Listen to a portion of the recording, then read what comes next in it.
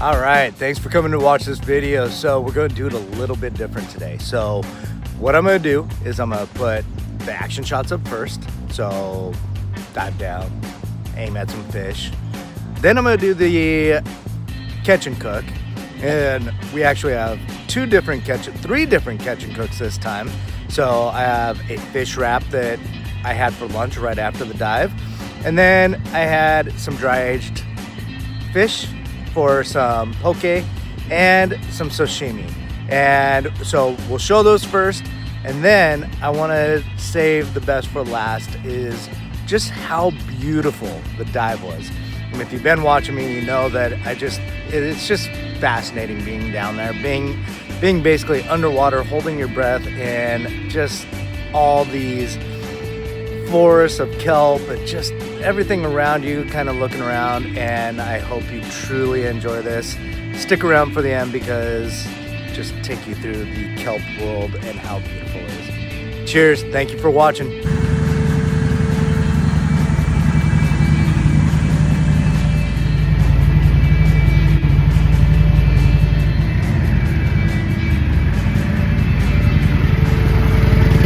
Check out my new stringer. Basically all I did is I repurposed a screw-in spear point that I found, and this thing works awesome. Just put it in my belt and swim. So the first drop is always to just warm up the lungs, and in this case, I'm gonna hit the bottom, then we're gonna start swimming along and see what we can see. This first part of the dive was entirely focused on trying to find either a white sea bass or a halibut, but looky what I see. Just a massive California spiny lobster. I'll come back for you in a few months.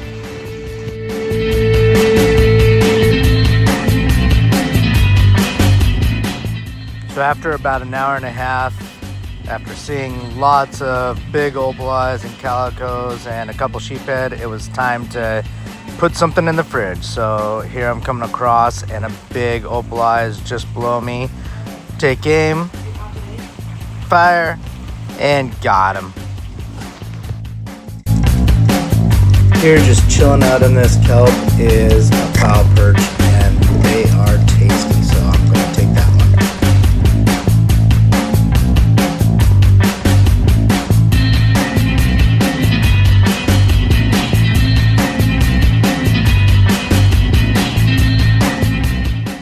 One thing that always cracks me up is when you're on the bottom and you're cruising along, the calicos and the opals like to hang up in the canopy, and all of a sudden you're just going along, and bam!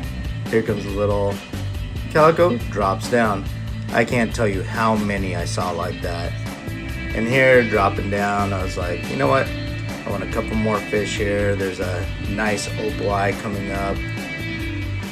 Try to take a shot on it, and it just matrixed itself right through.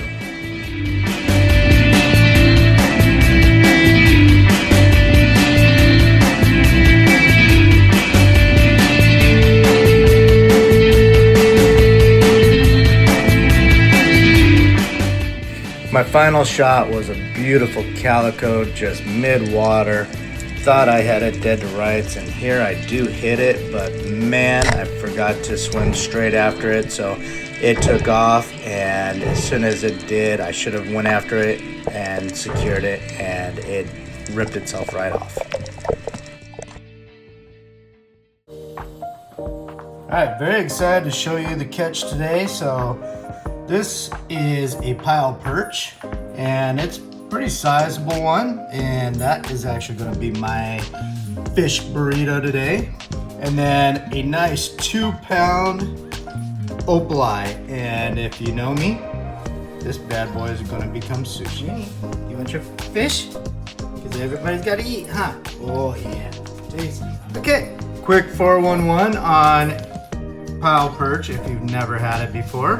So as you can see, just an absolutely beautiful white meat. It's extremely delicate when you cook it, so when you fry it, anything like that, you don't want to move it too much because it will flake apart really quick. It only takes a couple minutes to get one of these cleaned up and cooked, so definitely give it a shot. If you're a rod fisherman, you can actually catch them pretty easily. And if you're a spear fisherman, they are some of the slowest fish out there, and they just are everywhere. So take a shot at them. Take a bite. As you can see, very little bloodline there. If you want, there are little pin bones throughout. So what I'm gonna do is I'm gonna remove this and we'll make our burrito. Here we go, we've got our pile perch, and what we're gonna do is we're gonna fry that up in some volcano grind seasoning from Hawaii. And I've got some arugula, some fresh arugula from a neighbor. I've got burrito size tortillas, chipotle, and if you're wondering where you can find this, next time you're in Kauai, head over to Hanapepe. And if you didn't know it, that town of Hanapepe is where Lilo and Stitch was inspired. So go take a picture with Lilo and Stitch and head over to Aloha Spice Company and grab some volcano grind seasoning. Make up a quick batch of ranch chipotle ranch, I guess. Put that in there. A little bit more. Stir it up. Woo-hoo. Looks amazing. Some things are just way too easy. So we've got our spiced up fish here. I'm gonna throw some coconut oil into this and we're gonna fry it up. All right, let's drop these in there. It looks like it's nice and hot. Get these cooking up. Like I said, it only takes a matter of maybe minutes to get all this cooked up quickly.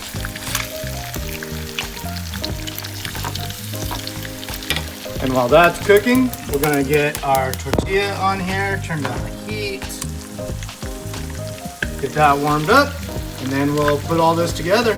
All right, let's put this bad boy together while the fish is cooking, because one side's gonna take real quick. So I'm gonna get a bunch of arugula set on here. A lot of it on there, and I love arugula. And then all we're gonna do is come over here and we're gonna flip the fish. I wish you guys could smell this. You know when there's a fish smell, but it makes your mouth water. It's not that fishy smelling stuff, but it smells great. This is it. It is absolutely phenomenal. I told you it falls apart easy. Look at that, it's all already starting to fall apart. That means it's done. I gotta get it off. Let's do this. First one in. There we go. We're just gonna lay this stuff right across our arugula. Oh yeah. Drop it in there, drop it in there. Get all this stuff in.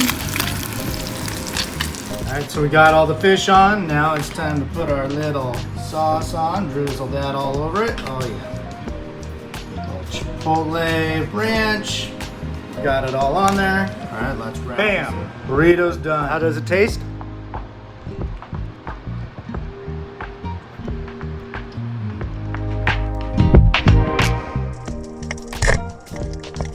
So here's the opalai, and as you can see, I sukubiki'd this, which means that I've cut the tail off, cut the fins off, and I've sliced all the scales off. So I've scaled it by actually slicing them off nice and cleanly, taken out all of the gills, cleaned out all the inside, and my recommendation for you is you have to clean out every bit of blood you possibly can in this entire thing. So bleed it out in the water. That really helps by, of course, cutting the gills and also just removing all the insides and kind of making sure this bloodline's cleaned out. And once you're home and you're cleaning it out, clean it again, clean it again. Just keep washing it until there's absolutely nothing coming off of it.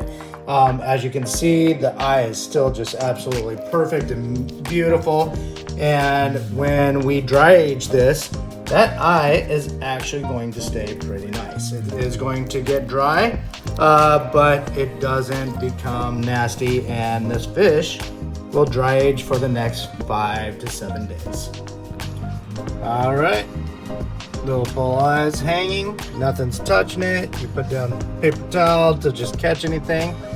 See you in 5 to 7 days. Look at how beautiful these fillets are. Oh, can't wait. So the first thing I did was cubed a bunch of that for some poke. So we're gonna add some sesame oil in here and then some mirin.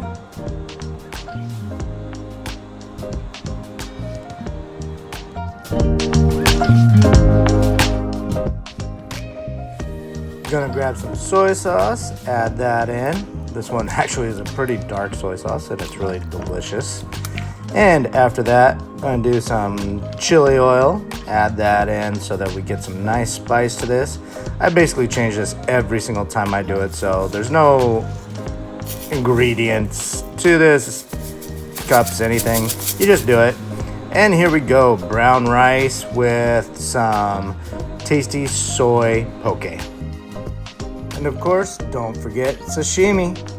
So I took the other loin, sliced it thin, put some garlic crunch on it, some wasabi, and it's tasty. So now that we've eaten, let's head back into some beautiful underwater scenery. I hope you guys have enjoyed this. Got a few minutes of great underwater shots here. Just absolutely loved diving this day. It was so pretty out here. So I hope you enjoy the rest of this video and thank you for watching. Cheers.